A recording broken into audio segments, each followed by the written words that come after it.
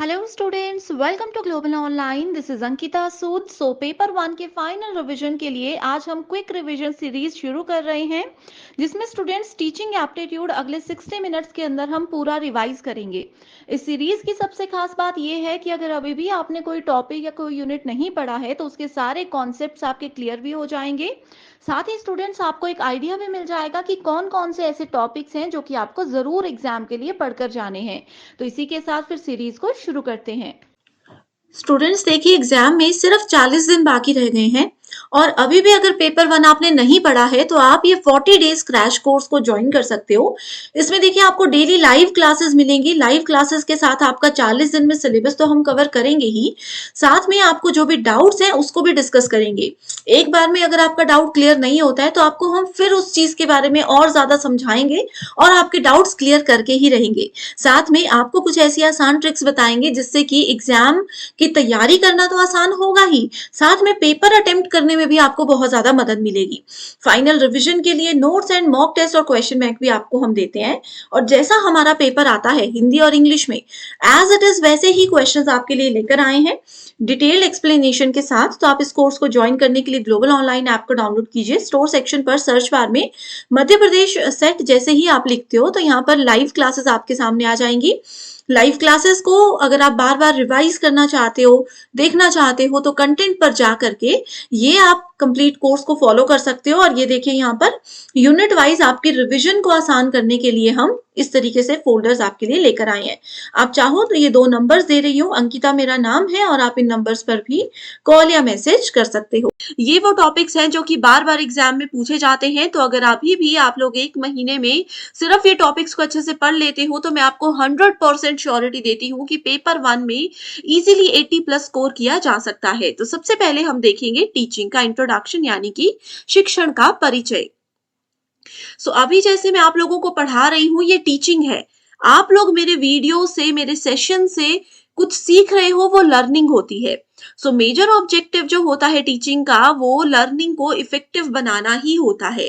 अब एक teacher, as a teacher आप लोगों की ये रिस्पॉन्सिबिलिटी होती है कि आप कुछ भी पढ़ा रहे हो वो एक ऐसे लेवल पर पढ़ाओ, एक ऐसे तरीके से पढ़ाओ कि जो भी आपके स्टूडेंट्स हैं या जो भी आपके लर्नर्स हैं वो उस चीज को अच्छे से समझ भी जाएं एंड एक्चुअल में एग्जामिनेशन के लिए वो चीजें इंपॉर्टेंट भी हो। Main objective of effective teaching is learning. Teaching is the purposeful direction and management of the learning process. अब देखो, अब जैसे आप सभी मेरे सेशंस को देख रहे हो, इसके पीछे आपका और मेरा एक पर्पस है, ठीक है, कुछ उद्देश्य है। मेरा उद्देश्य ये है कि मुझे जितना भी नॉलेज है वो मैं आपके साथ शेयर करूं, एंड आपका ये पर्पस है कि आप अपना JRF अचीव करो। एंड एक प्रॉपर तरीके से मैनेज कर कर अगर हम टीचिंग लर्निंग प्रोसेस को पूरा करते हैं तो ही उस टीचिंग लर्निंग प्रोसेस को सक्सेसफुल माना जाता है। इसके साथ ही एग्जामिनेशन में टीचिंग से रिलेटेड कुछ डेफिनेशंस भी पूछी जाती हैं। जैसे कि एग्जाम्पल लेते हैं, प्रीवियस ईयर क्वेश्चन से ही पूछा गया था कि एपीजे अब्दुल कलाम जो थे उन्होंने टीचिंग के बारे में क्या कहा था। उन्होंने कहा था कि टीचिंग एक बहुत ही ज्यादा नोबल प्रोफेशन है जो कि किसी भी स्टूडेंट की, किसी भी पर्सन के फ्यूचर को एक अच्छा कैरेक्टर देता है, एक अच्छी शेप में लेकर आता है, उनका कैलिबर बढ़ाने में मदद करता है। तो इस तरीके से आपको कुछ डेफिनेशंस दी हो सकती हैं एंड पूछा जा सकता है कि किन्होंने ये स्टेटमेंट कही थी। तो जब भी नोबल प्रोफेशन की बात आए जिससे कि एक पर्सन के फ्यूचर को हम बदल सके, वो कहा था एपीजे अब्दुल कलाम जी ने। ओके, इसी के साथ अब आता है नेक्स्ट पॉइंट, जिसमें कहा है teaching is a process of providing opportunities for students to produce relatively permanent change through engagement in experiences provided by the teachers. ठीक है, जो भी अपने एक्सपीरियंस से टीचर्स उनको चीजें देते हैं, नॉलेज देते हैं, स्टूडेंट्स कैसे उन सब चीज को इस्तेमाल करके अपने बिहेवियर में एक परमानेंट चेंज, एक पॉजिटिव चेंज ला सकते हैं। आगे बढ़ने से पहले ये भी देखिए स्टूडेंट्स, हमारे 2024 MP सेट एग्जाम के जितने भी स्टूडेंट्स थे उनका फीडबैक आप देख सकते हो कि फर्स्ट अटेम्प्ट में स्टूडेंट्स ने हमारे पेपर 1 की मदद से एग्जाम को क्वालिफाई किया है। आप सभी यहाँ पर देखिए हमारी टेस्ट सीरीज, हमारी डेली लाइव क्लासेस ने उनको कितनी ज़्यादा हेल्प की है। 3 टू 4 मंथ्स अच्छे से पढ़ाई की स्टूडेंट्स ने और पेपर 1 में 78 मार्क्स लिए हैं और इससे उनका एग्जाम क्वालिफाई हुआ है। 2023 का डेटा देखिए, ये हमारे सभी स्टूडेंट्स व्हाट्सएप ग्रुप में एडेड हैं। जैसे मैंने आपको बताया कि अगर आप हमारा कोर्स ज्वाइन करते हो तो आप सबको एक ग्रुप में ऐड किया जाएगा जहाँ पर आपके डाउट्स भी सॉल्व किए जाते हैं। आपको क्लास के बाद सारी पीडीएफ मिलती हैं। कोई भी आपके अगर कंफ्यूजन वाले पॉइंट्स होते हैं उनको यहाँ पर डिटेल में डिस्कस किया जाता है। तो ये सब हमारे ही ग्रुप के स्टूडेंट्स हैं जिन्होंने देखिए हमारी क्लासेस से अपना एग्जामिनेशन डिफरेंट सब्जेक्ट्स में क्वालिफाई किया है, वो भी सिर्फ और सिर्फ पेपर 1 की हेल्प से। तो आप सभी स्टूडेंट्स इन नंबर्स पर कांटेक्ट करके कोर्सेज की पूरी जानकारी भी ले सकते हो। के बाद एक जो नेक्स्ट नया कॉन्सेप्ट आया है वो है एजुकेशन से रिलेटेड। सो एजुकेशन को लेकर के कौन से फिलोसोफर ने क्या बातें कही थी, ये बहुत बार एग्जाम में आता है। जैसे कि स्वामी विवेकानंद जी ने कहा था, education as the manifestation of perfection already in man. अब देखो किसी पर्सन में, आप कोई पर्सन है, अगर आप में कोई एक कला है, आप में कोई गुण है, कोई टैलेंट है, अब उस टैलेंट को एक अच्छे तरीके से प्रेजेंट कैसे किया जाए, सबके सामने कैसे लाया जाए, या किसी पर्सन को खुद भी नहीं पता होता कि मुझ में ये गुण है, ये टैलेंट है, ये सब चीजें सामने लाने में मदद करती है एजुकेशन। तो ये एक मैनिफेस्टेशन होता है of perfection already in man. दूसरा है एरिस्टोटल। खास तौर पर अगर आप इंग्लिश लिटरेचर के स्टूडेंट्स हो तो एरिस्टोटल की बहुत सी डेफिनेशंस आपको पता होनी चाहिए। इसमें इन्होंने कहा है कि creation of a sound mind in a sound body, स्वस्थ शरीर में स्वस्थ मस्तिष्क का निर्माण करना ही एजुकेशन होता है। जॉन डेव्यू ने कहा था, education as the power by which man is able to control his environment and fulfil his possibilities. अब देखो सिंपल सी लैंग्वेज में मैं चीजें बताती हूँ आपको। आपके सामने एक एजुकेटेड पर्सन है और एक अनएजुकेटेड पर्सन है। आप दोनों पर्सन को सेम टास्क दे रहे हो सकता है जो कम एजुकेटेड है या अनएजुकेटेड लोग हैं वो भी उस टास्क को पूरा कर लें, लेकिन उनका किसी चीज को प्रेजेंट करने का तरीका क्या हो सकता है, किसी चीज से डील करने का तरीका क्या हो सकता है, ये बहुत डिफरेंट होता है। तो इसीलिए एजुकेशन बहुत ज्यादा इंपॉर्टेंट भी है एंड बहुत से फिलोसोफर्स ने एजुकेशन की अलग अलग डेफिनेशंस भी दी हुई है। स्वामी विवेकानंद की एक और डेफिनेशन ये भी है कि he defines education is the manifestation. ठीक है, ये जो मैंने आपको बताया ये बहुत बार एग्जाम में आया है कि manifestation of perfection already in man. Okay, इसी के साथ अब बात करते हैं तीसरे इंपॉर्टेंट टॉपिक की, जिसका नाम है major philosophies and approaches in education. ये टॉपिक आपको सिलेबस में नहीं मिलेगा लेकिन इसमें से श्योर क्वेश्चंस आते ही हैं। तो सबसे पहला है 3 basis of education. So education के 3 बेसिस होते हैं। 3 चीजों पर एजुकेशन निर्भर करता है। पहला है फिलॉसफी, दूसरा है साइकोलॉजी, ठीक है, और तीसरा आ जाता है हमारे पास सोशल नीड्स। ये 3 चीजों पर एजुकेशन निर्भर होती है। इसमें सबसे पहले फिलॉसफी हमें बताती है कि वाई। अगर एजुकेशन में किसी चीज का आपको आंसर नहीं मिल रहा, आपके दिमाग में क्वेश्चन है कि हम ये क्यों पढ़ रहे हैं, क्या इसका रीजन है, तो एजुकेशन के बेसिस में फिलॉसफी आपको इसका आंसर जानने में मदद करती है। साइकोलॉजी बताती है हाउ, कि किसी प्रॉब्लम से कैसे बाहर निकला जाए, वो साइकोलॉजी के अंदर आता है। एंड सोशल नीड्स बताती है व्हाट, कि आपकी क्या नीड्स है एंड कैसे उसको फुलफिल किया जा सकता है। तो ये 3 है बेसिस ऑफ एजुकेशन। ओके, इसके बाद यहाँ पर स्टूडेंट्स एक और क्वेश्चन एग्जाम में आता है कि फादर ऑफ एजुकेशन किसको कहा गया है। ये क्वेश्चन बहुत बार एग्जाम में आया है। इसका आंसर मुझे कमेंट करके बताइए। अगर नहीं पता है तो भी मुझे बता दीजिएगा, मैं आपका रिप्लाई कमेंट में ही कर दूंगी। ठीक है, अगला है आइडियलिज्म। आइडियलिज्म को बोला जाता है आदर्शवाद।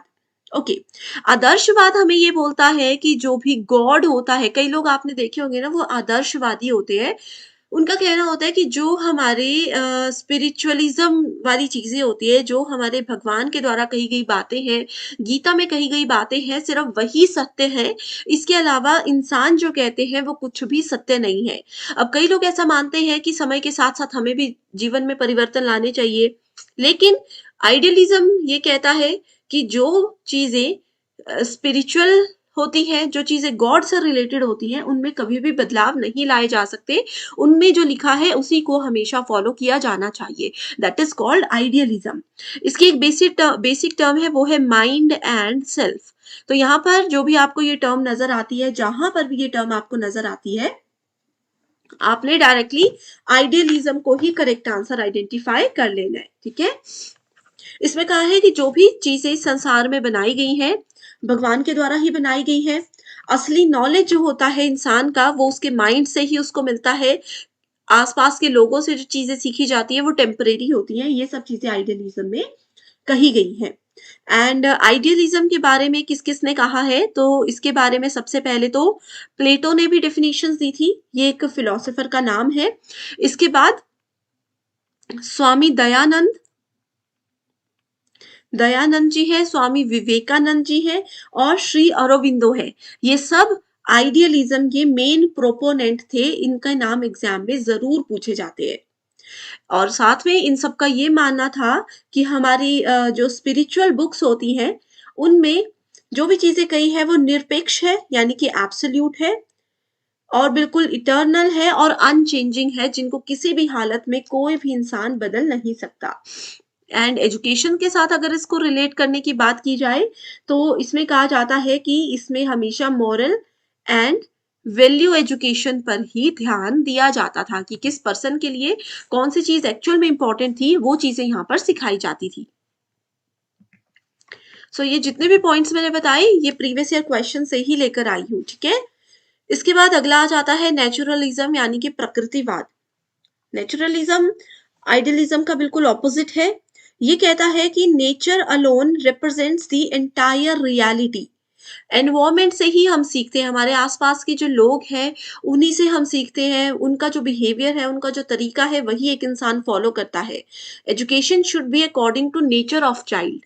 ये भी इसमें कहा गया है कि एक पर्सन का, अब कोई बच्चा है, हमें पता है, बचपन से पता चल जाता है कि किस बच्चे की कितनी कैपेबिलिटीज है सीखने की। तो उनकी कैपेबिलिटीज, उनके नेचर, उनके इंटरेस्ट के अकॉर्डिंग ही उनको उस लेवल पर सिखाया जाना चाहिए। ये नेचुरलिज्म बोलता है। प्रेग्मेटिज्म का मतलब होता है लर्निंग बाय डूइंग, प्रैक्टिस। प्रेग्मेटिज्म को प्रैक्टिस से जरूर याद रख सकते हो। इसका मतलब मैंने अब बताया, लर्निंग बाय डूइंग। ये as it is question exam में ना जाने कितनी बार आया है, ठीक है? कि जितनी ज्यादा आप किसी चीज की प्रैक्टिस करते हो, जितना ज्यादा उसको एक्शन में लेकर आते हो, प्रैक्टिकल करते हो, उतना ज्यादा आप इजीली अच्छे से चीजों को समझ सकते हो। अब जैसे अगर आप डॉक्टर बनना चाहते हो, डॉक्टर छोड़ो, अब आप नेट सेट एग्जाम दे रहे हो, आप सभी असिस्टेंट प्रोफेसर बनना चाहते हो, ठीक है, टीचिंग फील्ड में जाना चाहते हो, तो आपको जितना मर्जी नॉलेज हो, चाहे जितने मर्जी अच्छे मार्क्स से आपने एग्जाम क्वालिफाई किया है, अगर आप लोग अपनी टीचिंग स्किल्स पर फोकस नहीं करोगे, अपनी टीचिंग को अच्छे से प्रैक्टिस नहीं करोगे, तो क्या वो सक्सेसफुल टीचर आप बन पाओगे? नहीं बन पाओगे। तो इसीलिए प्रेग्मेटिज्म बहुत ज्यादा इंपॉर्टेंट होता है। अगला है constructivism. Okay, so constructivism actively construct the knowledge. इसमें बोला है कि लर्नर जो होते हैं, स्टूडेंट जो होते हैं, वो एक्टिवली किसी चीज में पार्टिसिपेट करते हैं और खुद से नॉलेज लेकर आते हैं। अब छोटे बच्चे ही देख लो, उनको हर चीज हम सिखाते नहीं है। बहुत सी चीजें ऐसी होती है जो हमें सरप्राइज वो कर देती है कि ये इनको किसने सिखाया। तो कंस्ट्रक्टिविज्म वो लोग फॉलो करते हैं, ठीक है? अगर हम जीन पाइगेट की बात करें, उनका ये कहना है कि कंस्ट्रक्टिविज्म एक बहुत इंपॉर्टेंट पॉइंट होता है। जो पर्सन खुद से किसी चीज को कंस्ट्रक्ट करके चीजें समझता है, वो जिंदगी में कभी भी नहीं भूलता। अब जैसे मेरी एक आदत है कि कोई अगर पढ़ा रहा हो, मैं कभी उनसे नहीं समझ पाती। बेसिक्स क्लियर कर लूंगी, लेकिन याद मैं अपने रूल्स के हिसाब से करती हूँ, अपने ट्रिक्स के अकॉर्डिंग करती हूँ। तो वो कंस्ट्रक्टिविज्म है। एंड वो ट्रिक्स ऐसे होते हैं जो इंसान कभी भी नहीं भूलता। अगला है ह्यूमैनिज्म। ओके, ह्यूमैनिज्म बोलता है ह्यूमन लाइफ और उनके गोल्स जो होते हैं, उससे रिलेटेड यहाँ पर बात की जाती है। अब हर एक पर्सन है, सबके अलग अलग रूल्स है, सबके अलग अलग गोल्स है, तो वो ह्यूमैनिज्म के अंदर आता है। ठीक है, ये पूरी तरह से निर्भर करता है सेल्फ एक्चुअलाइजेशन पर।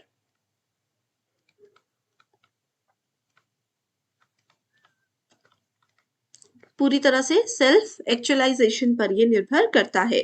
इसमें जैसे cooperation, mutual tolerance, social understanding, ये सारी चीजें आती है ह्यूमैनिज्म के अंदर। तो ये टर्म्स जो है एज इट इज एग्जाम में आ सकती हैं, नोट जरूर कीजिए। And students, already in topics पर डिटेल्ड वीडियो भी है, अगर वो अभी तक आपने नहीं देखी है बस मुझे कॉमेंट करके बता दीजिए ताकि मैं आपके साथ लिंक शेयर कर सकूं। एंड अगर आपको ये सेशन पसंद आ रहे हैं तो भी एक बार जरूर मुझे बता दीजिएगा। एंड नेक्स्ट यूनिट कौन सी चाहते हो वो भी शेयर जरूर कीजिए। अगला है रैशनलिज्म यानी कि तर्कवाद। सो सेंस एंड एक्सपीरियंसेस, जहां पर टर्म्स नजर आएंगी sense and experiences, that is called rationalism. जो भी चीजें हम अपनी सेंसेस से, अपने एक्सपीरियंस की मदद से सीखते हैं वो रैशनलिज्म के अंदर आता है। एग्जिस्टेंशियलिज्म, इसके अंदर आ जाता है इंडिविजुअल की एग्जिस्टेंस, उसकी फ्रीडम, उनके जो भी चॉइसेस होते हैं उन सब के बारे में अगर कहीं पे बात की गई है तो गो फॉर एक्सिस्टेंशियलिज्म। अगला है behaviourism. So behaviourism, it assumes that the learner is a passive organism who may be conditioned to learn new behavior।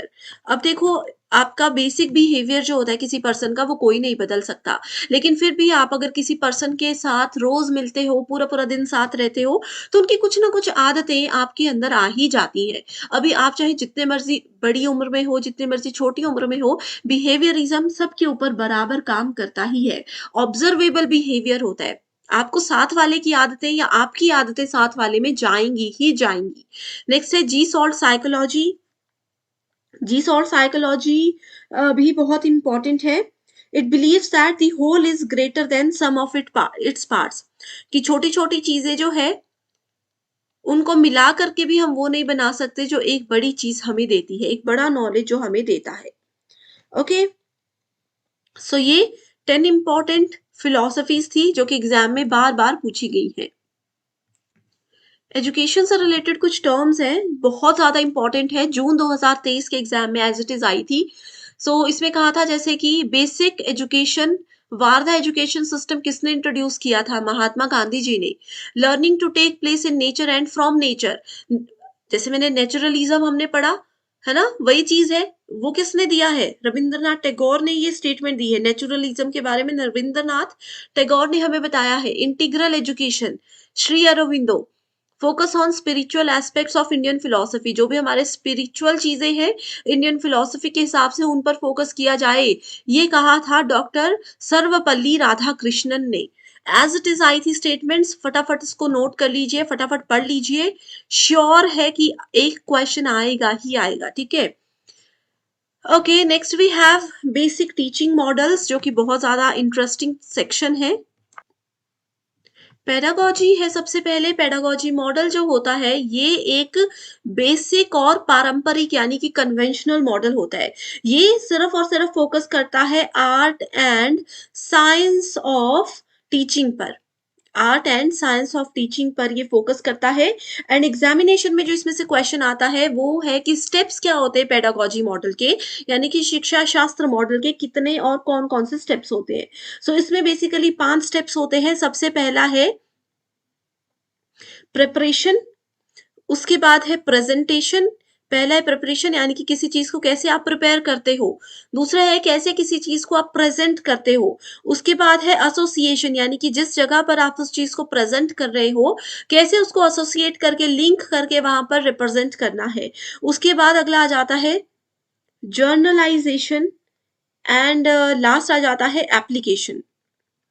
ये है 5 स्टेप पेडागोजी मॉडल के। ठीक है, यहां से एग्जाम में क्वेश्चंस आते हैं।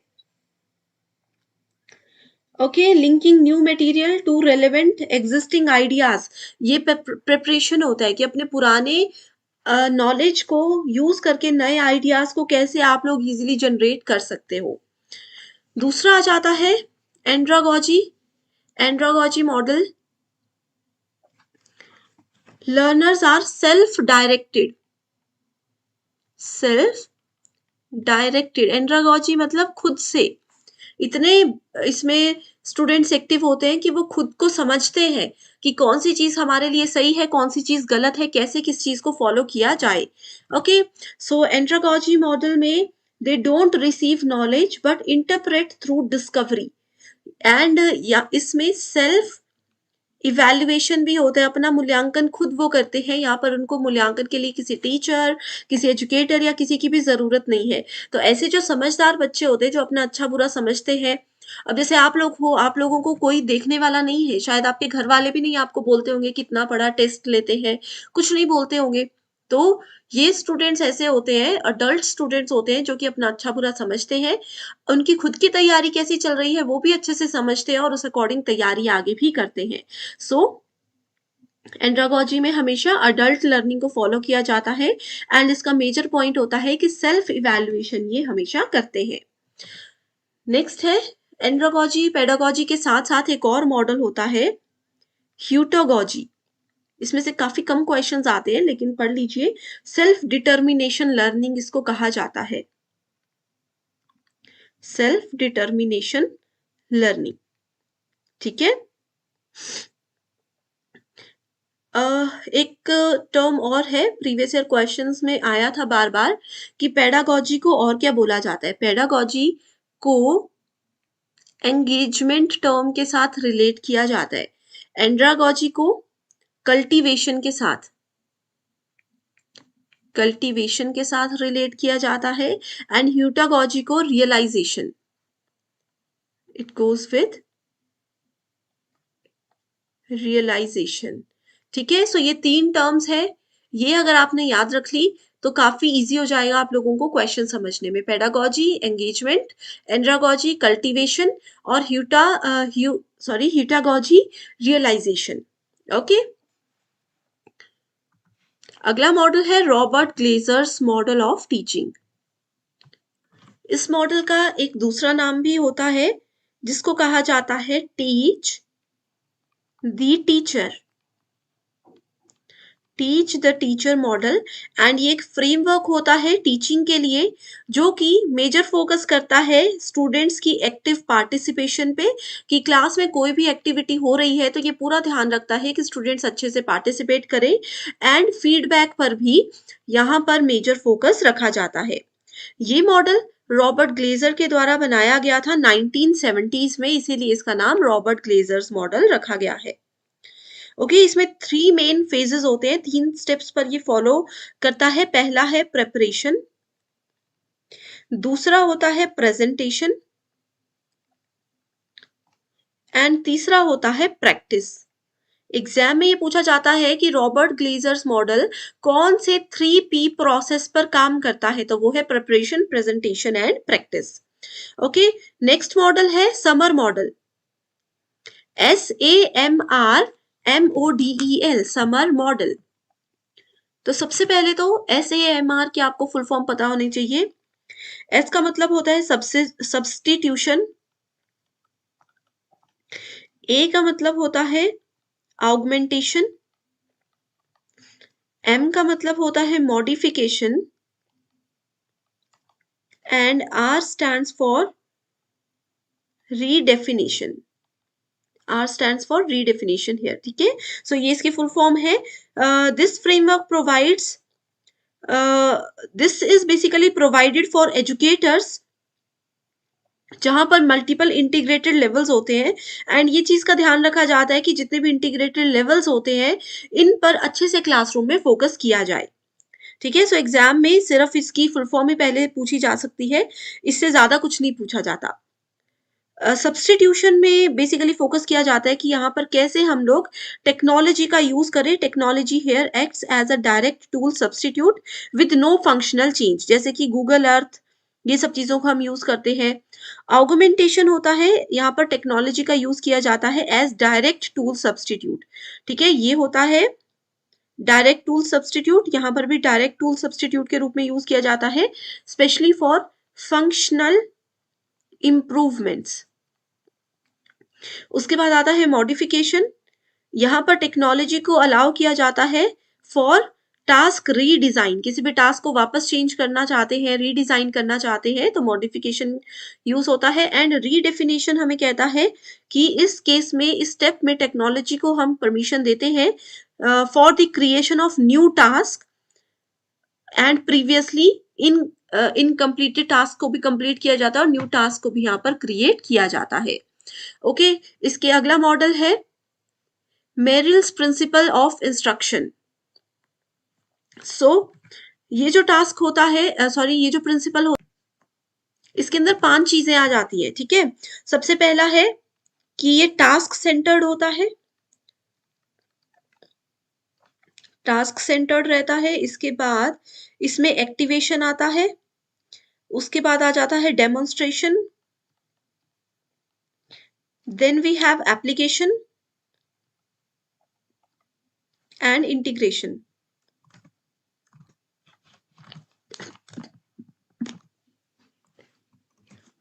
Next is ADDIE model of instructional design. So यहाँ पर एडी की फुल फॉर्म होती है analyze, design, develop, implement and evaluate. तो यही इसकी फुल फॉर्म भी है एंड यही इसके स्टेप्स भी हैं। अगला आ जाता है हमारे पास 5E instructional model of e learning. So 5E model में आपको पता है कि 5 E होते हैं। ठीक है, पहला E स्टैंड्स फॉर एंगेज, दूसरा is explore, third is explain, fourth is elaborate and fifth is evaluate. तो इन मॉडल्स में आपको ज्यादा कुछ याद रखने की जरूरत नहीं है, ये जो फुल फॉर्म्स और जितनी सी इंफॉर्मेशन मैंने दी है ये काफी है।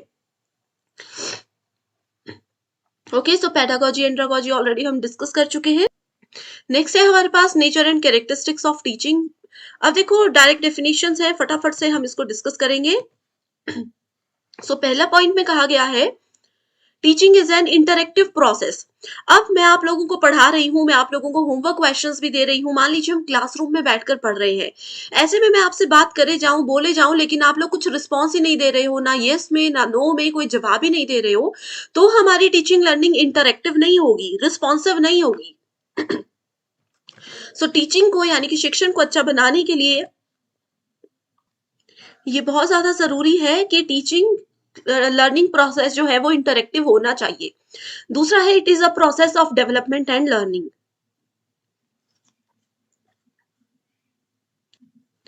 अब ऐसे में क्या हो रहा है, मैं आप लोगों को कुछ पढ़ा रही हूँ, टीचिंग चल रही है, आप लोगों की डेवलपमेंट भी हो रही है, कुछ नया भी सीख रहे हो और लर्न भी कर रहे हो। Next point is teaching causes a change in behaviour. अब मैं आपको कुछ पढ़ा रही हूँ, ऐसा नहीं है कि आप एकदम से ही एक क्लास के बाद ही बिहेवियर चेंज हो जाएगा, लेकिन अगर अच्छी टीचिंग आपके साथ हो रही है, आप एक अच्छे लर्नर हो, अच्छे से चीजों को समझ रहे हो, तो आपके बिहेवियर में चेंज होना भी निश्चित है। एक पॉजिटिव चेंज की यहाँ पर बात हो रही है। टीचिंग एक कला है, साथ ही एक विज्ञान भी है। अब किसी पर्सन को नॉलेज बहुत ज्यादा है लेकिन वो अपनी बात प्रेजेंट नहीं कर पा रहा, वो अपना नॉलेज बच्चों के साथ शेयर करके उनको चीजें नहीं समझा पा रहे, तो इसका मतलब है कि वो टीचिंग बेस्ट नहीं है, क्योंकि उनके पास टीचिंग का आर्ट नहीं है। और साइंस इसमें ये कहता है कि किस लेवल के स्टूडेंट्स को आप क्या पढ़ा रहे हो, वो बहुत ज्यादा इंपॉर्टेंट है। अगर छोटे बच्चों को मैं इतनी फास्ट, इतनी ज्यादा जल्दी जल्दी कुछ चीजें पढ़ाऊं तो वो समझ पाएंगे? नहीं समझ पाएंगे। ठीक है, एंड आप लोगों को इतने बड़े जो यूजीसी नेट और सेट एग्जाम की तैयारी कर रहे स्टूडेंट्स हैं, आप लोगों को अगर मैं बिल्कुल छोटे बच्चों की तरह एक एक चीज बोर्ड पे लिख कर पढ़ाऊं तो वो भी एक गलत तरीका हो जाएगा पढ़ाने का। सो इसीलिए टीचिंग को आर्ट और साइंस कहा गया है। फेस टू फेस एनकाउंटर है, लेकिन यहाँ पर क्योंकि ऑनलाइन क्लासेस चल रही है तो ये वाला पॉइंट सब जगह भी एप्लीकेबल नहीं होता। Teaching is observable, measurable and modifiable skilled occupation. किसी पर्सन के पास टीचिंग का स्किल होना बहुत जरूरी है, कैसे बात प्रेजेंट करनी है। कई लोगों को शौक भी होता है, नॉलेज भी होता है, टीचिंग स्किल्स भी होती है, लेकिन और भी बहुत सी चीजें हो जाती हैं, स्किल्ड ऑक्यूपेशन यानी कि और भी चीजें हो जाती है कि वो अपनी बात प्रेजेंट नहीं कर पाते। तो इसीलिए एक स्किल्ड पर्सन ही एक टीचर बन सकते हैं। Teaching is both a conscious and N unconscious process. Memory level से रिफ्लेक्टिव लेवल पर काम करता है, ये हम अभी आगे डिस्कस करेंगे डिटेल में। टीचिंग के साथ साथ कुछ चीजें और होती है, training, conditioning, instruction and indoctrination. ये टॉपिक में से पहले क्वेश्चंस आते थे, अभी नहीं आते, तो इसको आप इग्नोर कर सकते हो। सो लेवल होते हैं टीचिंग के 3। ठीक है, स्मृति स्तर का शिक्षण जिसको मेमोरी लेवल ऑफ टीचिंग बोला जाता है। दूसरा है बोध स्तर का शिक्षण जिसको कि अंडरस्टैंडिंग लेवल ऑफ टीचिंग कहा जाता है, और अगला है चिंतन, जिसको कि रिफ्लेक्टिव लेवल ऑफ टीचिंग कहा जाता है। सो ये 3 लेवल्स बहुत इंपॉर्टेंट होते हैं। अब देखो, इस टेबल को याद रख लो, सारे क्वेश्चंस इजीली सॉल्व हो जाएंगे। सो मेमोरी लेवल सबसे लोएस्ट लेवल होता है, सबसे छोटा लेवल होता है, जिससे छोटे बच्चों को रोट लर्निंग करवाई जाती है, रट्टा मारकर चीजें पढ़ाई जाती हैं, that is taken under memory level. तो ये हार्वर्ड के द्वारा प्रेजेंट किया गया था। रोट लर्निंग होती है, बच्चे को हम बोलेंगे ए फॉर एप्पल, तो वो रट्टा मारकर ए फॉर एप्पल याद रख लेंगे, उनको शायद पता भी नहीं होगा कि एप्पल होता क्या है, क्या उसका यूज है, तो वो थॉटलेस होती है।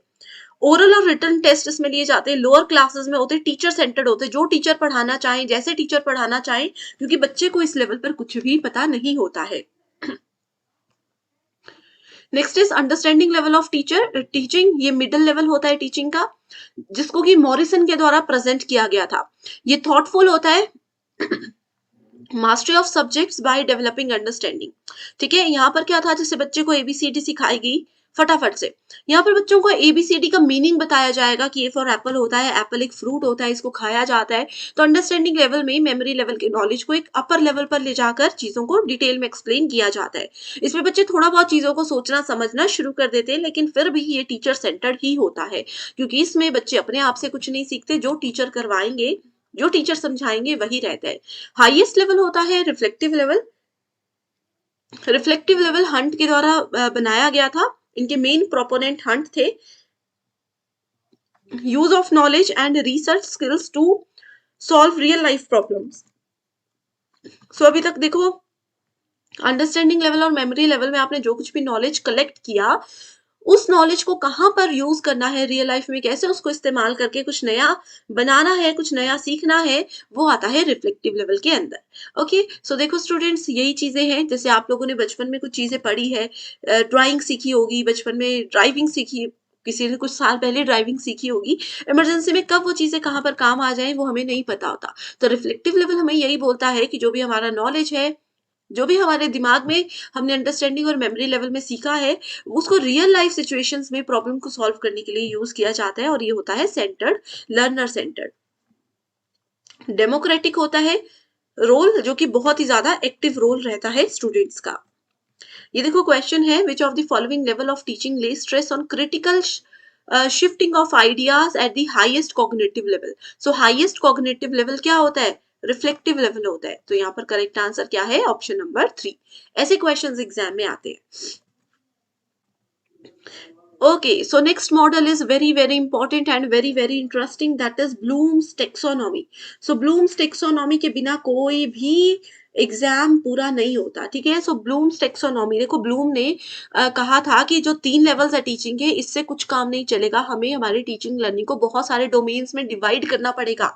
इसीलिए ब्लूम ने अपने हिसाब से अपनी टेक्सोनॉमी को 3 हिस्सों में वर्गीकृत किया था, 3 हिस्सों में बांटा था। पहला है कॉग्निटिव डायमेंशन। यहाँ पर देखो, ब्लूम ने सबसे पहले 2001 में कॉग्निटिव डोमेन दिया। कॉग्निटिव का मतलब होता है मेंटल एबिलिटीज, किसी की भी मेंटल पावर, मेंटल एबिलिटीज की अगर बात की जाए, that is always related to cognitive. So उनके हिसाब से उन्होंने सिर्फ एक ही डोमेन में इसको 6 हिस्सों में बांटा था। पहला ये कहा था कि सबसे छोटा लेवल रिमेम्बरिंग होता है। रिमेम्बरिंग का कीवर्ड है रिकॉल, ये मैं आपको आगे भी बताने वाली हूँ। ठीक है, ज्ञान, किसी चीज को कोई बच्चे सबसे पहले याद रखते हैं। अब आपने मेरे साथ बैठे हो, आप मुझे देख रहे हो, ये कैसे पढ़ा रही है, कैसे पेन टैब और कैसे लैपटॉप को यूज कर रही है, तो आपने उन चीजों को याद रख लिया। उसके बाद आप उस लेवल पर, एक अपर लेवल पर उस चीज को अच्छे से समझने लग गए। फिर समझने के बाद आपने क्या किया, एक दिन उस चीज को खुद से अप्लाई किया, बिना मेरी इंफॉर्मेशन के, बिना मेरी हेल्प के उस चीज को अप्लाई किया। उसके बाद आपने एनालाइज किया कि इतना स्मूथली काम नहीं हो रहा, कहाँ पे आपने गलती की, कहाँ पर आपने गलत किया। उसके बाद आपने उसी एनालिसिस के बेस पे अपने आप को इवैल्यूएट किया, अपना मूल्यांकन किया कि जैसे मैम पढ़ा रही थी कि क्या हमने भी वैसा ही पढ़ाया, जैसे वो स्मूथली अपना लैपटॉप, अपना पेन टैब रन कर रहे थे, क्या हमने भी वैसा ही किया। तो इवैल्यूएटिंग के अंदर आता है, लास्ट में उन्होंने ये सभी पुराने नॉलेज को इस्तेमाल करके कुछ नया क्रिएट किया, that is called Bloom's taxonomy. So ये 6 फेजेस होते हैं। इसका सीक्वेंस याद रखना, एग्जाम में आपको ये ऐसे दिए होंगे, आपको अरेंज करना होगा। तो ब्लूम्स का कॉग्निटिव डोमेन ये था। लेकिन कुछ साल के बाद ब्लूम को लगा कि अभी कॉग्निटिव डोमेन को रिवाइज करने की जरूरत है, तो उन्होंने उसको रिवाइज भी कर दिया। आप इसको यहाँ पर एज इट इज पढ़ सकते हो। दूसरा डोमेन है ब्लूम का, वो है साइकोमोटर। इसमें पहला फेज है इमिटेशन, बेसिक लेवल की, कैसे आप किसी को देख देख के सीखते हो, फिर खुद से करने की कोशिश करते हो, उसमें आप थोड़े प्रोएक्टिव हो जाते हो। फिर आर्टिकुलेशन और नेचुरलाइजेशन, लास्ट में वो चीज इतने प्रैक्टिस आप कर लेते हो कि नेचुरली आपके अंदर आ जाती है। आप उसमें इतने प्रैक्टिस करते हो कि आपको, देखो शुरू में जब आप लैपटॉप चलाना सीख रहे होंगे, गाड़ी चलाना सीख रहे होंगे, तो आपने थोड़ा संभल संभल कर काम किया होगा। अब आपका इतना नेचुरली वो चीज आप में आ चुकी है कि आप कब ब्रेक लगा रहे हो, ऑटोमेटिकली आप गियर चेंज कर रहे हो। वो ये सब ब्लूम के हिसाब से है कि टीचिंग लर्निंग को ऐसे फेजेस में डिवाइड किया जाता है। और तीसरा है इफेक्टिव डोमेन, रिसीविंग फिनोमिना। पहले हम किसी चीज को रिसीव करते हैं, ज्ञान को प्राप्त करते हैं, फिर रिस्पॉन्ड करते हैं कि ये इंफॉर्मेटिव है या नहीं, फिर उसकी वैल्यू जानते हैं, उसको ऑर्गेनाइज करते हैं, फिर उसको इंटरनलाइज करते हैं, यानी कि उसको अपनाते हैं। ये ऑलरेडी चीजें डिटेल में, बहुत ही ज्यादा डिटेल में हमने डिस्कस की है। लिंक आपको मिल जाएगा, बस कमेंट कर दीजिए कि मैम ब्लूम्स टेक्सोनॉमी का लिंक दे दो, मैं फटाफट से आपके साथ सारे लिंक्स शेयर कर दूंगी। हिंदी मीडियम स्टूडेंट्स के लिए भी सेम चीजें हैं। यहाँ पर पहला लेवल है ज्ञान, और ये सब देख सकते हो। कुछ कीवर्ड्स हैं, जैसे कि अगर हम रिमेम्बरिंग की बात करें, रिमेम्बरिंग में जहां पर आपको डिफाइन, आइडेंटिफाई, नेम, रिकॉल, ये सारे कीवर्ड्स नजर आए, मतलब कि रिमेम्बरिंग कॉग्निटिव डोमेन में रिमेम्बरिंग लेवल पर हम अभी बात कर रहे हैं।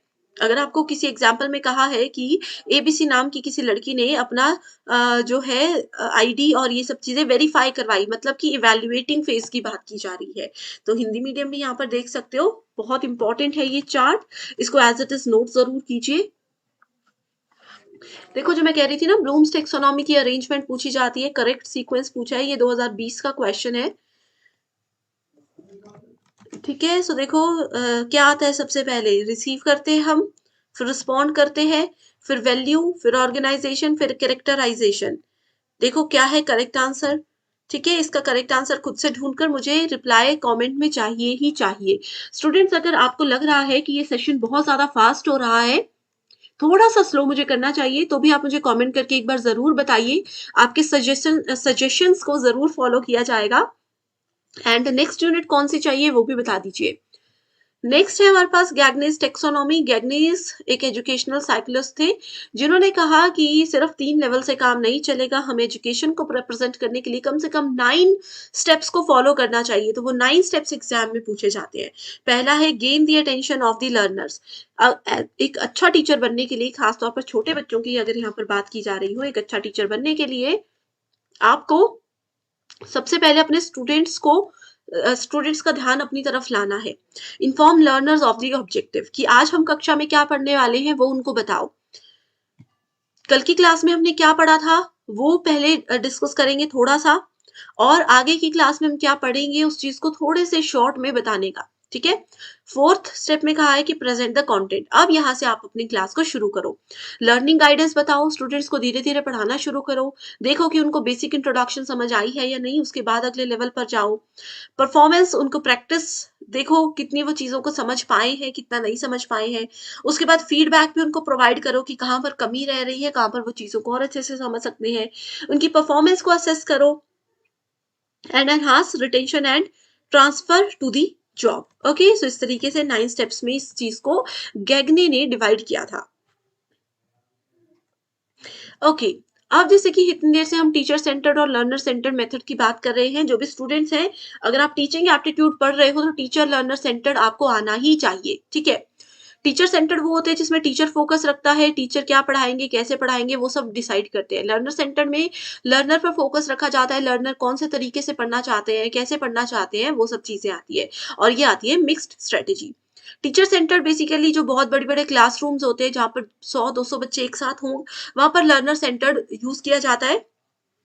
एंड ट्यूशंस वगैरह या स्मॉल क्लासरूम्स में इंडिविजुअल मेथड्स को यूज किया जाता है, एंड मीडियम साइज में स्मॉल ग्रुप मेथड्स को यूज किया जाता है। अब लेक्चर मेथड क्या होता है, टीम टीचिंग और टीवी वीडियो प्रेजेंटेशन, ये सब आते हैं टीचर सेंटर में। बस इसके नाम पढ़ लीजिए, याद रख लीजिए, रट्टा नहीं मारना है कि टेबल को रट लो। अब ग्रुप डिस्कशन आपको पता है, ग्रुप डिस्कशन 100 लोगों में हो सकता है? नहीं हो सकता। ग्रुप डिस्कशन में 5, 6, 7 लोगों की ही ज़रूरत होती है, तो मतलब स्मॉल ग्रुप होगा। सेमिनार में भी थोड़े लोग होते हैं, ठीक है? तो ऐसे होगा। लेक्चर, अब 2 लोगों को आप पढ़ा रहे हो, वो लेक्चर नहीं होता, वो ट्यूशन की कैटेगरी में आ जाता है। ट्यूटोरियल्स की कैटेगरी में आ जाता है, ठीक है? 2 लोगों को पढ़ा रहे हो, वो ग्रुप डिस्कशन भी नहीं हो सकता, तो दिखती सी बात है कि लार्ज ग्रुप मेथड यानी कि टीचर सेंटर स्ट्रेटेजी ही होगी, ठीक है? तो इस तरीके से आप लोग, जैसे प्रोजेक्ट दिए जाते हैं, हर एक बच्चे को इंडिविजुअल प्रोजेक्ट दिए जाते हैं ना, तो दिखती सी बात है कि ये लर्नर सेंटर्ड ही होगा, बच्चा अपने अकॉर्डिंग करेगा। असाइनमेंट हर एक बच्चा अपनी खुद बनाता है, तो इसीलिए ये लर्नर सेंटर स्ट्रेटेजी है। तो अच्छे से एक-एक पॉइंट को पढ़िए, वीडियो को पॉज़ करके देखिए, तभी आपको चीज़ें क्लियर हो जाएँगी। ओके, पुराना तरीका होता है, पारंपरिक तरीका होता है शिक्षण, उसको टीचर सेंटर कहते हैं। इसमें टीचर एक्टिव होते हैं, लेकिन बच्चे ऐसे हैं कि बस बैठे हैं, सुन रहे हैं, पढ़ रहे हैं, टीचर को कोई मतलब नहीं होते। टीचर आते हैं, क्लास में पढ़ाते हैं और चले जाते हैं। ना वो स्टूडेंट से पूछेंगे समझ आया नहीं, ना वो स्टूडेंट्स को पूछेंगे इंटरेस्ट है क्लास में या नहीं।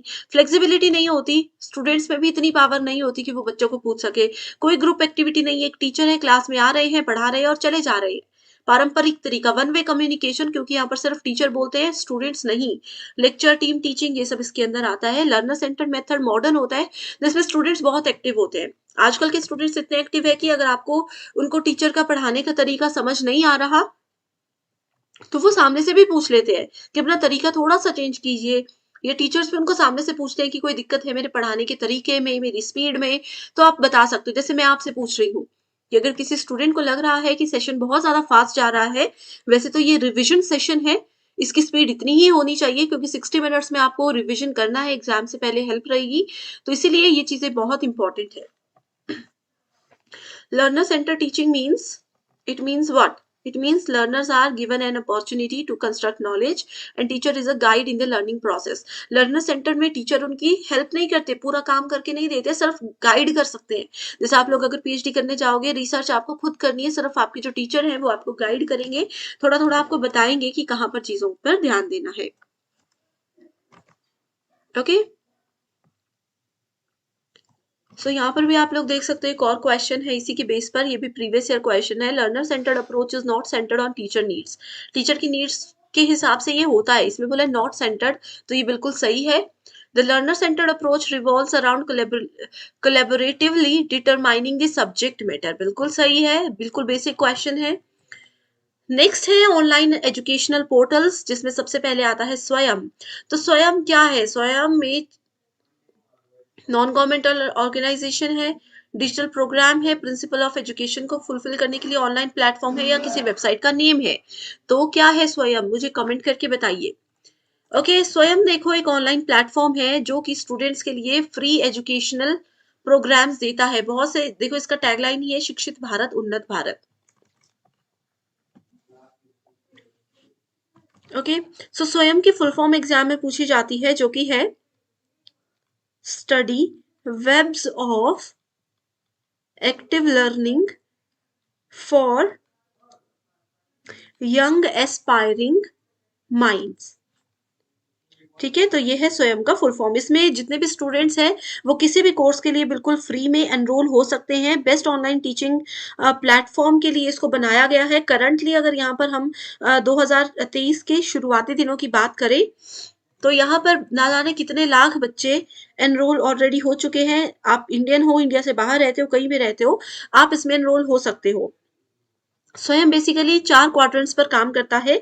पहला क्वाड्रेंट है वीडियो, इसमें आपको वीडियो लेक्चर्स मिल जाएंगे। दूसरे इसमें आपको कंटेंट मिल जाएगा, ई कंटेंट, जिसको आप बाद में चाहे तो प्रिंट भी करवा सकते हो। सेल्फ असेसमेंट यहाँ पर आपको मिल जाती है, यानी कि कोई भी टेस्ट अगर आप देते हो तो आप उसके बाद उसमें असेसमेंट कर सकते हो, कितना स्कोर किया है, कहाँ पर गलती हुई है। एंड इसके बाद साथ ही ऑनलाइन डिस्कशन का सेक्शन भी यहाँ पर आपको दिया जाता है। तो ये है स्वयं। इसके बाद अगला टॉपिक है स्वयं प्रभा। स्वयं प्रभा को 19 अक्टूबर 2020 में लॉन्च किया गया था। ये डीटीएच डिश है, डिश आप लोगों के घर में होती है, टीवी सब लोग देखते हैं। ये टोटल 34 चैनल्स आपको प्रोवाइड करवाता है, direct to home channels.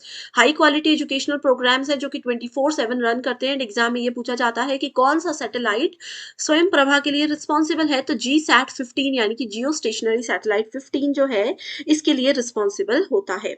Students में यही कंफ्यूजन रहता है कि 32 चैनल्स हैं या 34, तो ओवरऑल 34 चैनल्स हैं। एंड स्टूडेंट्स, क्योंकि ये 2020 में लॉन्च किए गए हैं सारे पोर्टल्स, तभी से सिलेबस में भी ऐड किए गए हैं। अगर आप लोगों को इससे रिलेटेड करंट अफेयर्स चाहिए, लेटेस्ट डेटा जो है स्वयं प्रभा और स्वयं से रिलेटेड वो नहीं पता, तो मैं आपको बता दूंगी। स्वयं प्रभा की सबसे खास बात ये है कि इसमें अगर आप लोग चाहो तो मॉर्निंग में वो सेशंस देख लो, इवनिंग में देख लो, आफ्टरनून में देख लो, नाइट में देख लो। 34 DTH चैनल्स है जिसमें वही चीजें रिपीट होती रहती है। IIT के जो टीचर्स हैं उन्हीं की यहाँ पर रिकॉर्डेड सेशंस होते हैं। जैसे आज का एक सेशन है वो हर 4-5 घंटे के बाद रिपीट होगा, ताकि स्टूडेंट अपने समय और सहूलियत के हिसाब से उसको फॉलो कर सके। चैनल के नाम अब तो नहीं पूछे जाते, लेकिन पहले पूछे जाते थे। अगर समय है तो पढ़ सकते हो। जैसे इसमें चैनल नंबर 1 है वागीज, चैनल नंबर 2 है संस्कृति, चैनल नंबर 3 है प्रबोध। ठीक है, किसके द्वारा इसको हैंडल किया गया है? जैसे EMRC जोधपुर, ऐसे जामिया मिलिया जो यूनिवर्सिटी है वो कौन सा चैनल हैंडल करती है? वो करती है चैनल नंबर 5, जिसका नाम है प्रबंधन। एंड ये basically social science, management, library science, information and इससे रिलेटेड जो सब्जेक्ट्स हैं उसको यहाँ पर पढ़ाया जाता है। ठीक है, IIT दिल्ली कौन से चैनल को हैंडल करती है? तो वो है चैनल नंबर 12 नेप्टेल, चैनल नंबर 14 नेप्टेल। यहाँ पर देख सकते हो इंजीनियरिंग से रिलेटेड कोर्सेज IIT के द्वारा बताए जाते हैं। नेक्स्ट है UGC MOOC, ये भी एक स्वयं का ही वर्टिकल है। MOOC की फुल फॉर्म है मैसिव ओपन ऑनलाइन कोर्सेज। ये भी आपको बेस्ट फ्री ऑनलाइन एजुकेशन देता है, बेस्ट फ्री कोर्सेज प्रोवाइड करवाता है, जिसमें अभी तक काफी सारे स्टूडेंट्स ऑलरेडी एनरोल हो चुके हैं। अब देखो, लर्नर्स की कुछ विशेषताएं होती हैं और कुछ कमियां भी होती है जो कि एग्जामिनेशन के लिए इंपॉर्टेंट है। लर्नर की कैरेक्टरिस्टिक्स है easily adjust to change, internal motivation. अब देखो, मैं आप लोगों को चाहे जितना मर्जी पढ़ा लूं, चाहे स्लो पढ़ा लूं, चाहे फास्ट पढ़ा लूं, लेकिन कोई स्टूडेंट अगर पढ़ना ही नहीं चाहते, उनको ऐसा है कि मुझे एक ही टीचर है मेरे फेवरेट, मैं उन्हीं से पढ़ना है, चाहे वो टीचर हफ्ते में एक ही बार क्लास लगा रहे हो, तो ऐसे में आप एक लर्नर नहीं हो, बेस्ट लर्नर नहीं हो। क्योंकि एक लर्नर वही होता है जो इजीली किसी बदलाव को एक्सेप्ट कर सके कि अगर एक टीचर आज नहीं है तो आप दूसरे से भी पढ़ सकते हो। इंटरनल मोटिवेशन होना जरूरी है। अगर स्टूडेंट खुद से ही इंटरेस्टेड नहीं है पढ़ने में तो उसको कोई भी पढ़ा नहीं सकता। सोशियो कल्चरल बैकग्राउंड होना चाहिए। लर्निंग पावर देख लो, सिर्फ छोटे छोटे से पॉइंट्स हैं, ज्यादा इसमें कुछ भी नहीं है। फैक्टर्स कौन कौन से जो कि टीचिंग को इफेक्ट करते हैं? टीचर, लर्नर और एनवायरमेंट। अब सिर्फ 3 पॉइंट्स ऐसे नहीं है। टीचर के एंड पे कौन कौन सी चीजें ऐसी है जो कि उनके शिक्षण को प्रभावित करती है? जैसे मान लीजिए मैं एक टीचर हूँ, मान लो कि मुझे बेसिक नॉलेज ही नहीं है, मुझे ये भी नहीं पता कि UGC नेट एग्जाम क्या है, क्या इससे बनते हैं, क्या इसके फायदे हैं, क्या इसका सिलेबस है। तो सबसे पहला फैक्टर यही हो जाएगा हमारी टीचिंग को अफेक्ट करने में कि बच्चे मेरे पास आ गए, उनको पता है, अब मैं उनको बता ही नहीं पा रही हूँ, मुझे नॉलेज ही नहीं है, ना मुझे टॉपिक का नॉलेज है, ना मुझे सब्जेक्ट का नॉलेज है, ना मुझे सिलेबस का नॉलेज है। तो ये एक ऐसा फैक्टर हो गया, एक ऐसा कारक हो गया जो कि मेरे शिक्षण को प्रभावित कर सकता है। लर्नर के पॉइंट ऑफ व्यू से ये हो सकता है कि लर्नर इंटरेस्टेड ही नहीं है। कोई स्टूडेंट ऐसा है जो कि पायलट बनना चाहते थे, लेकिन उनके पेरेंट्स को शौक था कि हमारा बच्चा असिस्टेंट प्रोफेसर बने, और वो जबरदस्ती से एग्जाम में आ गए। तो वो चाहे जितनी मर्जी कोशिश कर ले, वो इतने इंटरेस्ट के साथ पढ़ ही नहीं पाएंगे, इजीएस्ट चीजों को भी समझ नहीं पाएंगे। अब जैसे मैं अपने पूरे एफर्ट्स कर रही हूँ आप बच्चों को पढ़ाने के लिए कि एग्जाम में कम टाइम है, स्टूडेंट्स को नहीं पता चल रहा कैसे पढ़ना, तो मैंने सोचा चलो 60 मिनट्स में आपको हर एक चीज दे देते हैं। तो ऐसे में स्टूडेंट्स को अगर इंटरेस्ट ही नहीं है, स्टूडेंट्स अगर ध्यान से मेरी क्लास को सुन ही नहीं रहे हैं, तो उनको इस क्लास की वैल्यू, इस क्लास की अहमियत और इसके बेनिफिट्स पता ही नहीं चलेंगे। तो ये कुछ ऐसे कारक है जो कि आपको सक्सेस से रोक सकते हैं। ये फैक्टर्स हैं टीचिंग के। एनवायरमेंट में ये हो सकता है कि टीचर को भी नॉलेज है, स्टूडेंट्स में पढ़ने में इंटरेस्टेड है, लेकिन आसपास का जो पर्यावरण है वो शांत नहीं है। आसपास शोर इतना है, गाने चल रहे हैं, बच्चे रो रहे हैं, कुछ हो रहा है कि पढ़ाई हो ही नहीं पाती। मेरे घर के आसपास इतना शोर है कि मैं अपने सेशंस रिकॉर्ड ही नहीं कर पाती। तो वो एनवायरमेंट भी एक फैक्टर होता है जिसकी वजह से एक टीचर, लर्नर जितने बार इंटरेस्टेड हो पढ़ाने में, वो नहीं उसको सक्सेसफुल कर पाते हैं। उसके बाद 2 टाइप के लर्नर्स होते हैं जिससे एग्जाम में क्वेश्चन आते हैं, एडोलेसेंट लर्नर्स छोटे बच्चे, और जिसको कि किशोरावस्था के बच्चे बोला जाता है। इनकी 4 कैरेक्टरिस्टिक्स होती है, academic, social, emotional and cognitive. Academics होती है जो स्कूल वगैरह से रिलेटेड है, moving from concrete to abstract, basic से थोड़े एक लेवल अप जाते हैं। मूड स्विंग्स बहुत आते हैं, छोटे बच्चे देखे नहीं, एक बात पे रो जाएंगे, एक बात पे हंस जाएंगे। मॉडलिंग बिहेवियर होता है, सोशली उनका एक लेवल तक बच्चे ऐसे होते हैं ना, जैसे अगर हम 5th 6th 7th के आसपास के बच्चों की भी बात करें तो वो बच्चे ऐसे होते हैं कि वो चाहते हैं कि हमारी एक आइडेंटिटी हो, हमें लोग अच्छे से पहचाने। स्कूल में भी वो चाहते हैं कि हमारी एक इमेज अच्छी हो, इमेजिनरी इमेज भी वो अपनी साथ लेकर चलते हैं। कॉम्प्लेक्सिटी की अंडरस्टैंडिंग उनमें होती है। एक एज, आपने बहुत बार अपने पेरेंट्स से भी सुना होगा कि एक एज होती है, उसमें अगर आप कुछ भी सीखना चाहो तो बहुत जल्दी से सीख सकते हो, तो वो कॉग्निटिव के अंदर आता है। हिंदी मीडियम यहाँ पर देख सकते हो और किशोर अवस्था की मुख्य विशेषताएं भी देख सकते हो। अगला है अडल्ट लर्नर्स, ये बहुत समझदार होते हैं, इनको अपने अच्छे बुरे भला बुरा सब पता होता है। एकेडमिक, इमोशनल, सोशल, कॉग्निटिव 4 होती हैं। बड़ी चीजों को कैसे अचीव करना है ये इन बच्चों को पता होता है। इनको ये पता है कि एक मंथ में हम यूजीसी नेट एग्जाम नहीं कर सकते। क्यों? क्योंकि अभी एक ही महीने में तो सिलेबस भी पूरा नहीं होता। इनको ये पता है कि कम से कम 4 से 5 महीने हमें सिलेबस पूरा करने में लगेंगे, उसके बाद जाकर पेपर कहीं पर क्वालिफाई होगा। तो एकेडमिक्स में वो इतने स्ट्रांग होते हैं, उनको पता है कि बड़ी चीज को अचीव करने में समय लगता है और कैसे हमें उसको कंट्रोल में रखना है। इमोशनल होता है sense of control and self directed, prefer a learning community, आसपास अच्छे समझदार लोगों के साथ रहना पसंद करते हैं। अगर आपको लगता है कि आप जीवन में कुछ करना चाहते हो और आपके आसपास कोई बिगड़े हुए फ्रेंड्स आपके बन गए, तो आप धीरे धीरे उनसे बाहर निकलने लग जाओगे। ठीक है, apply new knowledge and skills, जिससे कि वो नया कुछ भी कभी भी सीख सकते हैं। ओके सो अडल्ट लर्नर्स की कुछ विशेषताएं भी होती हैं, जैसे कि वो लीडरशिप क्वालिटीज होती है, एक्सपीरियंस होता है, अपील, रिस्पेक्ट, नोबल स्टाइल्स इनमें रहते हैं। Next is factors affecting teaching related to, ये हमने ऑलरेडी पढ़ लिया।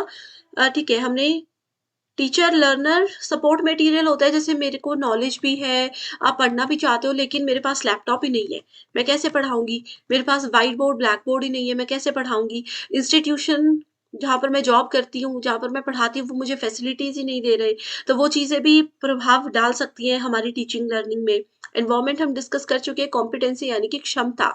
अब जैसे कि आपके सेशन के लिए मैं लगातार बिना ब्रेक के 60 मिनट से बोल रही हूँ, ठीक है, तो ये क्षमता होना भी जरूरी है। एक अच्छी टीचिंग के लिए क्या क्या चीजें जरूरी है? डायग्नोसिस, पहले तो देखो डायग्नोज करना है, आपको समझना है। ठीक है, स्टूडेंट्स की क्या, आप किसी जगह पर जा रहे हो, आपके टीचर पहले दिन आपको नहीं पढ़ाते, वो क्या करते हैं, पहले दिन सिर्फ ध्यान रखेंगे, इंट्रोडक्शन लेंगे, इससे वो सिर्फ इंट्रोडक्शन लेकर आपका नाम जानकर कुछ बड़ी चीज अचीव नहीं करते। वो एक्चुअल में स्टूडेंट्स को पहले दिन ऑब्जर्व करते हैं कि किस लेवल के बच्चे हैं, कितनी इनमें अंडरस्टैंडिंग है, किस चीज में इनको इंटरेस्ट है, तो वो डायग्नोसिस होता है। डायग्नोज होने के बाद, पहले दिन डायग्नोसिस के बाद दूसरे दिन से फिर लेवल जो है टीचिंग का, उस अकॉर्डिंग टीचर डिसाइड करते हैं कि क्या पढ़ाना है, कैसे पढ़ाना है, कौन सी चीजें उनके लिए जरूरी है, कैसे कैसे गाइडेंस की उनको जरूरत है, ये सब चीजें फिर उसमें देखी जाती है।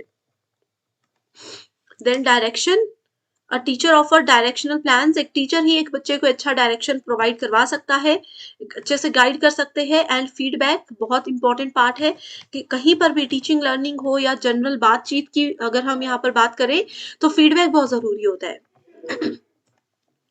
मेथड्स ऑफ टीचिंग में ऑलरेडी हमने डिस्कस कर लिया है, online offline methods, teacher centred, learner centre, देखो ऑनलाइन मेथड ऑफलाइन में आता है, लेक्चर मेथड, डिस्कशन मेथड, ये सब चीजें। ठीक है, ऑनलाइन में हमने स्वयं प्रभा मूक देख लिया था। लेक्चर मेथड्स होते हैं डिस्कशन में, जहां पर बच्चों को इकट्ठे बिठा करके कोई भी टॉपिक दे दिया जाता है डिस्कशन के लिए। डेमोन्स्ट्रेशन में उनको डेमो करके प्रैक्टिकल करके चीजें बताई जाती है। क्वेश्चन आंसर मेथड में भी डिस्कशन की तरह ही होता है, क्वेश्चन आंसर्स पूछे जाते हैं। बस सेशन में डिफिकल्ट लेवल के क्वेश्चन होते हैं, उनको कुछ एक टाइम लिमिट दी जाती है कि इसमें आपको आंसर्स देने हैं।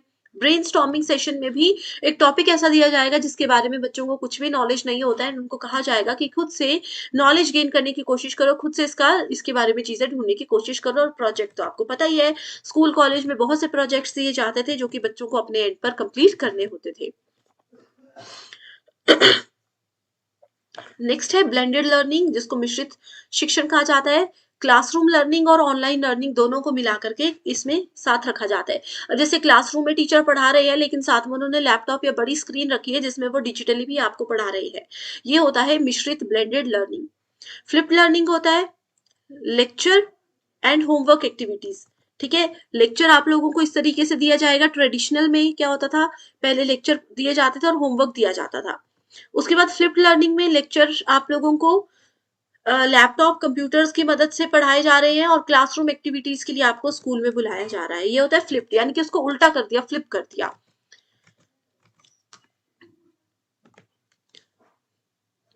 अब आता है सबसे इंपॉर्टेंट टॉपिक टीचिंग एप्टीट्यूड का, दैट इज इवैल्यूएशन सिस्टम, मूल्यांकन। अब आप लोगों के जो फाइनल एग्जाम्स होते हैं वो क्या है, आप लोगों ने पूरा साल क्या किया उसका मूल्यांकन करने के लिए लिए जाते हैं। Evaluation is the process of gathering and interpreting evidence on changing the behaviour of the students as the progress through school. Definitions पर नहीं जाते हैं, डायरेक्ट आपको बताती हूँ। देखो, इवैल्यूएट करना इतना जरूरी होता है। अब पूरे साल अगर आपने क्या किया, क्या समझा, उसके लिए इवैल्यूएशन जरूरी होता है। ठीक है, formative evaluation and summative evaluation. Formative होता है जो कि क्लास के दौरान ही किया जाता है। ठीक है, क्लास में आपने क्या पढ़ा, मैंने आपको क्लास में क्या पढ़ा, जैसे अभी क्लास के बीच बीच में मैंने आपको होमवर्क क्वेश्चंस दे दिए, तो वो क्या है, वो फॉर्मेटिव इवैल्यूएशन हम कर रहे हैं। ठीक है, या क्लास के एंड में भी मैं आपको कुछ क्वेश्चंस दूंगी, वो फॉर्मेटिव इवैल्यूएशन होगा कि आप क्लास में कितने एक्टिव हो। समेटिव, समरी से याद रखो, समरी कब होती है किसी भी चीज की, बिल्कुल लास्ट में, आपके फाइनल एग्जाम, आपके सेमेस्टर एग्जाम, ये आपके समेटिव इवैल्यूएशन के पार्ट होते हैं। उसके बाद आ जाता है norm reference and criterion reference. इसके लिए बेस्ट एग्जाम्पल यही है। नॉर्म रेफरेंस में देखो क्या हुआ, एक स्टूडेंट की परफॉर्मेंस को बाकी के स्टूडेंट्स के साथ कंपेयर किया जा रहा है। अगर एक स्टूडेंट की हाइट को बाकी के साथ कंपेयर किया जा रहा है, जहां पर भी बात की जाएगी कि क्लास में जितने भी बच्चे हैं सबकी परफॉर्मेंस को टीचर्स ने कंपेयर किया। जैसे क्लास में जनरली होता है, फर्स्ट सेकंड थर्ड फोर्थ जो बच्चे आते हैं वो इसी बेसिस पे तो आते हैं कि पहला जो आ गया उसके साथ बाकियों को कंपेयर करते करते करते करते रैंक स्टूडेंट्स को दिया जाएगा। ये होता है norm reference test. Criterion reference में क्राइटेरिया सेट कर दिया जाता है। जैसे यूजीसी नेट सेट में क्राइटेरिया है कि जिनके भी बच्चों के 40% स्कोर होगा मिनिमम, वो क्वालिफाई किए जाएंगे। ठीक है, तो ये क्या है, हमने क्राइटेरिया रख दिया। जैसे इस एग्जाम्पल में दिया है, जिस लड़की की हाइट 5 फीट से ज्यादा होगी सिर्फ उसी को स्पोर्ट्स कोटा मिलेगा, अदरवाइज नहीं मिलेगा। तो ये क्राइटेरिया हमने निर्धारित यहाँ पर कर दिया। ठीक है, फॉर्मेटिव, समेटिव, और ये एग्जाम में सबसे ज्यादा पूछा जाता है। इसके बाद क्वालिटेटिव और क्वांटिटेटिव टेक्निक्स भी होती है जो कि बहुत ही ज्यादा इंपॉर्टेंट है। एक क्वेश्चन यहाँ पर एग्जाम में आया है, बहुत बार आया है ये question, formative evaluation tends to accelerate the pace of learning. बिल्कुल सही है, फॉर्मेटिव से हमें पता लगता है कि बच्चे क्लास में समझ रहे हैं या नहीं। फॉर्मेटिव इवैल्यूएशन से हमें स्टूडेंट्स का भी पता चलता है कि वो क्लास में सुन रहे हैं या नहीं, और टीचर को भी ये पता चलता है एक समय के साथ कि शायद हो सकता है मेरे ही पढ़ाने के तरीके में कुछ चेंजेस करने की हमें जरूरत है, तो वो उसको चेंज कर सकते हैं। इसलिए लर्निंग का जो पेस है, गति जो है, उसको एक्सेलरेट करने में, बढ़ाने में मदद करता है। As against summative evaluation, formative evaluation is highly reliable. बिल्कुल सही बात है ये। ओके, सो डायरेक्ट और इनडायरेक्ट लर्निंग के कुछ प्रोसेस होते हैं जो कि एग्जाम में पूछे जाते हैं। इसके अलावा स्टूडेंट्स, एक टॉपिक अभी रह गया है जिसका नाम है माइक्रो टीचिंग। आप मुझे कमेंट करके बताइए कि माइक्रो टीचिंग क्या होता है। इसमें से श्योर क्वेश्चंस आते हैं, सिर्फ डेफिनेशन बताइए। अभी आज इस वीडियो के इमीडिएटली बाद में एक शॉर्ट्स अपलोड करने वाली हूँ जिसमें माइक्रो टीचिंग के कॉन्सेप्ट्स में आपके साथ शेयर कर दूंगी। ठीक है, डायरेक्ट और इनडायरेक्ट लर्निंग प्रोसेस। देखो, अभी जो मैं आपको पढ़ा रही हूँ ये एक प्रॉपर क्लासरूम सेटअप है। आप भी बैठे हो, मैं भी बैठी हूँ, आपको पता 3 बजे क्लास होती है तो पढ़ना है। तो ये एक डायरेक्ट लर्निंग का प्रोसेस है। इनडायरेक्टली आप लर्निंग कैसे कर सकते हो, कोई बच्चे गेम्स के थ्रू सीखते हैं, कई बच्चे जो वीडियोस देखते हैं अपने सोशल मीडिया पर, वहां से भी कई लोग कितना कुछ सीख जाते हैं, है ना। तो वो 2 तरीके की लर्निंग होती है। पहला है reception, gaining attention by making some abrupt changes in stimulus and stimuli. Important पर ही फोकस करेंगे। रीइंफोर्समेंट बहुत बार आता है एग्जाम में। रीइंफोर्समेंट होता है स्टूडेंट्स को जब भी फीडबैक दिया जाता है, कंपल्सरी होता है क्लासरूम में कि फीडबैक देना ही देना है, that is called reinforcement. Retrieval and reinforcement, additional performance by learners and it एंटेल्स feedback also. Additional extra information students ने दे दी है, स्टूडेंट्स को दे दी गई, एंड साथ में उसको फीडबैक भी दिया गया। Generalization means more practice of varied problem so as to increase the retention. Generalization का यही मतलब होता है, किसी भी प्रॉब्लम से बाहर निकलने के लिए जितना ज्यादा आप प्रैक्टिस करोगे उतना बाहर निकल सकते हो। जैसे कई बच्चे हमें बोलते हैं कि 3 आवर्स तक हम लगातार नहीं बैठ सकते, एग्जाम में कैसे बैठेंगे? तो जितना प्रैक्टिस करोगे, अभी भी देखो 1 मंथ है, आज ये वीडियो मैं रिकॉर्ड कर रही हूँ 6 नवंबर को, 6 दिसंबर से एग्जाम है, ठीक है? तो आप 1 मंथ तक 3 आवर्स तक लगातार पेपर सॉल्व करने की प्रैक्टिस कीजिए, बैठने की प्रैक्टिस कीजिए, इजीली आप अचीव कर सकते हो, ठीक है? Retrieval to working memory, stimulating recall of prior knowledge, ये मैंने आपको बताया था। रिट्रीवल का मतलब ही होता है कभी भी प्रायर नॉलेज को, पुराने नॉलेज को कैसे नई जगह पर इस्तेमाल करके हम नए आइडियाज को जनरेट कर सकते हैं। तो ये है direct indirect learning process. So thank you so much for watching this video and I wish you all the very best.